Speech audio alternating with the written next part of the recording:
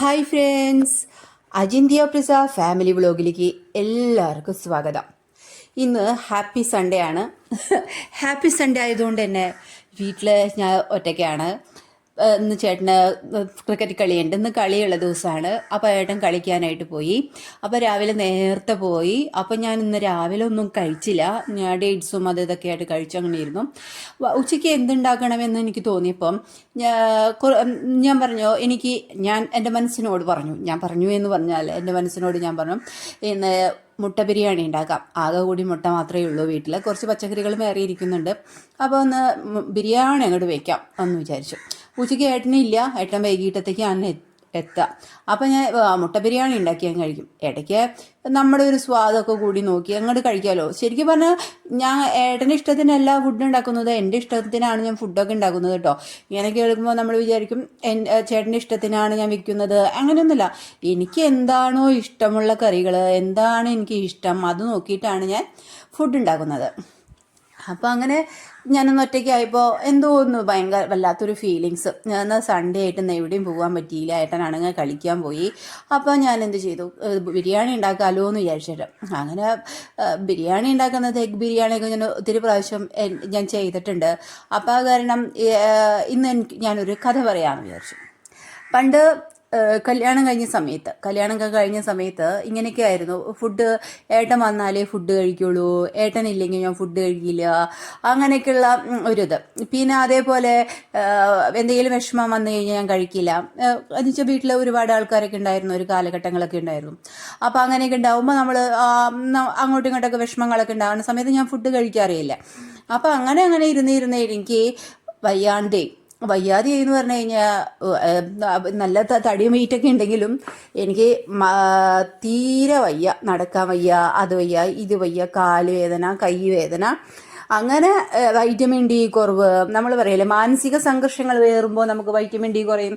നമ്മൾ വൈറ്റമിൻസിൻ്റെ കുറവ്, ഫുഡ് കഴിക്കുന്നില്ല, നേരെ ചുവ ഫുഡില്ല, അതിൽ സോഡിയില്ല, തേങ്ങയില്ല, മാങ്ങയില്ല, ഒന്നുമില്ല, ശരീരത്തിലൊന്നുമില്ല, ആകെ തൊലിയും എല്ലും മാംസമൊക്കെ ഉണ്ട്.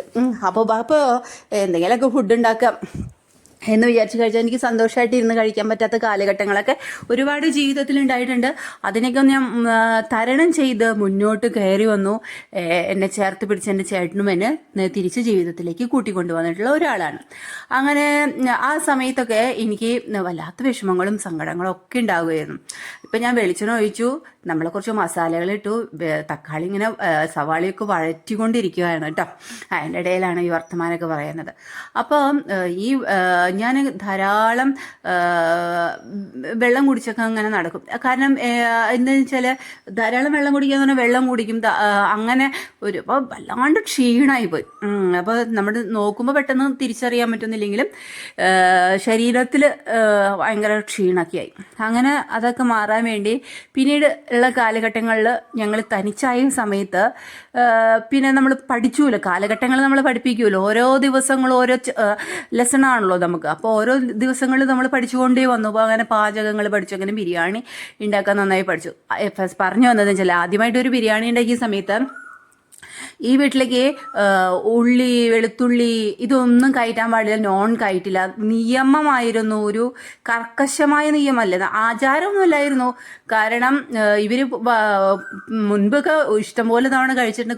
ചെറിയ കാലഘട്ടങ്ങൾക്ക് മുൻപ് അച്ഛനും അമ്മയൊന്നുമില്ല, അപ്പോൾ വേറെ കുറേ ആൾക്കാരൊക്കെ ഉണ്ടായിരുന്നു. അപ്പോൾ അങ്ങനെ ആ ഒരു കാലഘട്ടത്തിൽ നോൺ കഴിക്കാൻ പാടില്ല, ഉള്ളിയും വെളുത്തുള്ളിയും കഴിക്കാൻ പാടില്ല, ഭയങ്കര ചിട്ടയായി ചെയ്ത. അപ്പം ഞാൻ വന്നപ്പോൾ പേടിച്ചു പോയി, ഈ ഉള്ളി ഇല്ലാതെ എങ്ങനെ കറി വയ്ക്കുക, എന്ത് ചെയ്യും, അങ്ങനെ ചെയ്യുക. അപ്പം അങ്ങനെ എനിക്ക് ഭയങ്കര ബുദ്ധിമുട്ടും കാര്യങ്ങളൊക്കെ ആയിരുന്നു.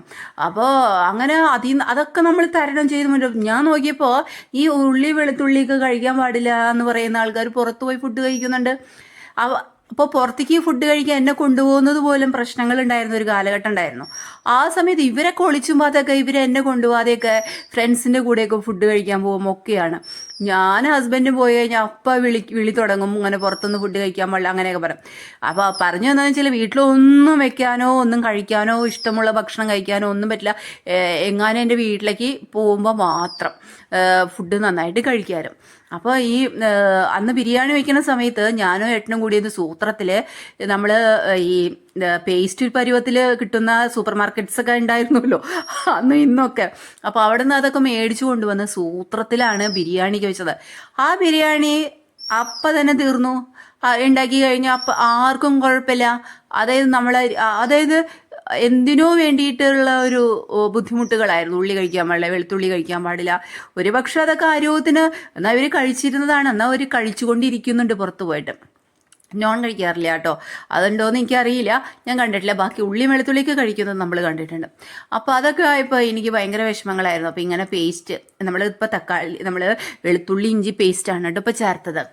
അപ്പോൾ അതൊക്കെ കൂട്ടി പേസ്റ്റൊക്കെ വാങ്ങിച്ചു കൊണ്ടുവന്ന് അതൊക്കെ ഉണ്ടാക്കി കൂട്ടി നല്ല ബിരിയാണിയൊക്കെ വെച്ച് എല്ലാവരും കൂടി കഴിച്ചു. പിന്നെ ഉള്ളി കഴിക്കാൻ പാടില്ല എന്ന് പറയുന്നതുകൊണ്ട് നമ്മൾ ആ സാധനങ്ങളൊക്കെ അങ്ങ് ഒഴിവാക്കി വഴക്കില്ലാതെ വീട്ടിൽ എങ്ങനെ മുന്നോട്ട് പോകാമെന്ന് നമ്മൾ റിസർച്ച് ചെയ്യുകയായിരുന്നു. അതുപോലെ പഠിക്കുകയായിരുന്നു, റിസർച്ച് ചെയ്തുകൊണ്ട് പഠിക്കുകയായിരുന്നു. അപ്പോൾ നമ്മളെ പറഞ്ഞു പഠിപ്പിക്കുന്നത് അങ്ങനെയാണല്ലോ. ഭർത്താവിൻ്റെ വീട്ടുകാർ പറയുന്നത് എന്തോ അത് അനുസരിക്കുമെന്ന് നമ്മുടെ വീട്ടുകാർ പറയും. പക്ഷേ ഇവിടെ അനുസരിച്ചേ നിൽക്കാൻ പാടൂ എന്ന് പറയുന്ന ഒരു പ്രത്യേകതര നിയമാവലിയോട് കൂടിയുള്ള ജീവിതമായിരുന്നു കേട്ടോ എൻ്റേത്. കഷ്ടപ്പാടായിരുന്നു എന്ന് പറഞ്ഞു കഴിഞ്ഞാൽ കുറച്ച് വിഷമങ്ങളൊക്കെ ആയിരുന്നു. പക്ഷെ അതൊക്കെ നമ്മൾ തരണം ചെയ്തൊക്കെ മുന്നോട്ട് വന്നു കേട്ടോ. അതിൻ്റെ പേരിൽ നമുക്ക് പറയല്ലേ, ഇപ്പം നമ്മൾ പറയും കുറേ ഈ ഒരു നിസ്സാര കാര്യമായിട്ടോ ഇപ്പം ഇത് മാത്രമായിട്ട് പറയുന്നേ. ഇത് പറയുന്ന വേർഡ്സും കാര്യങ്ങളൊക്കെ ഒരുപാട് വ്യത്യസ്തമാണ്. നമ്മളതൊക്കെ സഹിച്ചു എന്നുള്ളതാണ്. അപ്പോൾ അതൊക്കെ ഇന്ന് നമുക്കതൊക്കെ കേൾക്കുമ്പോൾ ഒരു തമാശയാണ്. ഈ പറയുന്നവരെല്ലാവരും തന്നെ ഉള്ളി കഴിക്കും, വെളുത്തുള്ളി കഴിക്കും, എല്ലാം കഴിക്കും, എല്ലാം ഒരു തമാശയാണ്.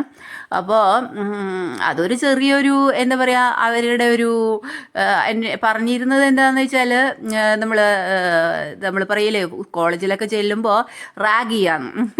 അങ്ങനെ കോഴിക്കോടൊക്കെ ഉണ്ടായിരുന്നു ഫസ്റ്റ് കല്യാണം കഴിഞ്ഞ സമയത്തൊക്കെ വരുമ്പോൾ കോഴിക്കോടൊക്കെ ഉണ്ടായിരുന്നു റാഗിങ് ഒക്കെ. അതേപോലെയാണെന്ന് കരുതിയ പോരെ എന്നൊക്കെ ചോദിച്ചിരുന്ന ആൾക്കാരും ഉണ്ടായിരുന്നു.